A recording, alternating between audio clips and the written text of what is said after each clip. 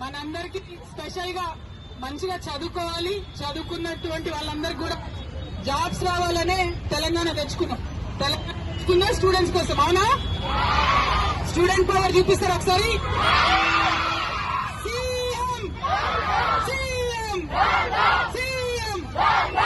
ఎందుకంటే ఇన్ని మాటలు ఇచ్చి మనకు ఒక్క మాట కూడా ఫుల్ఫిల్ చేయట్లేదు.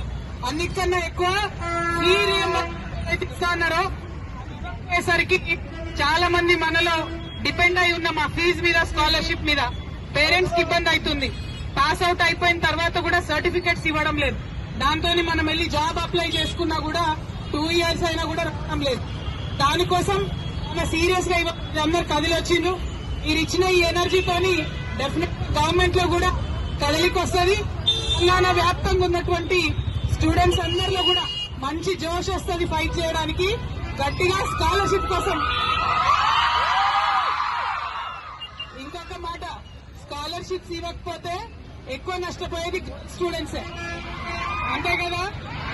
బాయ్స్ కి అయితే ఏదన్నా అమ్మి పెట్టేస్తారు, కానీ గర్ల్స్ అనేసరికి పెళ్లి కూడా చేయాలి ఆగు అంటారు.